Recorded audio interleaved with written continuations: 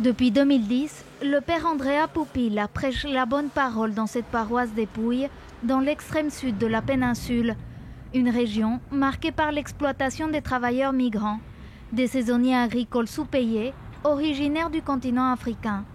Pour lutter contre ce fléau, le diocèse local a lancé une initiative afin de les assister dans leurs démarches administratives. Pour le père Andrea, il s'agit d'un devoir de l'Église catholique. L'Évangile dit « J'étais un étranger et vous m'avez accueilli ». C'est assez simple à comprendre. Christ est venu pour les plus fragiles, pour les plus pauvres. Et nous sommes le prolongement de la mission du Christ. Une fois par semaine, le diocèse a donc ouvert une permanence pour ces migrants.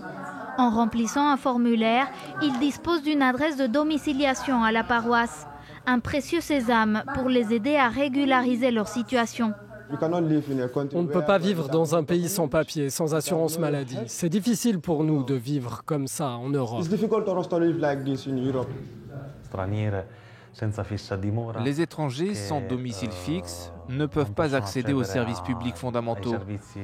Ils travaillent, mais pour différents motifs, n'ont pas les papiers en règle. Grâce au domicile administratif, ils ont la possibilité de demander à la mairie une pièce d'identité et un certificat de résidence en Italie. Pour la commune, c'est une façon de lutter contre le travail au noir. Avec les papiers d'identité, les ouvriers agricoles peuvent ouvrir un compte courant dans une banque ou à la poste. Et comme ça, ils peuvent être payés en bonne et due forme. C'est aussi un moyen pour combattre l'exploitation de ces personnes par un système agricole mafieux. Pour l'instant, 3 paroisses participent au projet. Mais d'ores et déjà, d'autres communes de la zone ont manifesté leur volonté d'adhérer à l'accord. Ce protocole est le premier accord formel entre une mairie et un diocèse permettant la régularisation des travailleurs agricoles.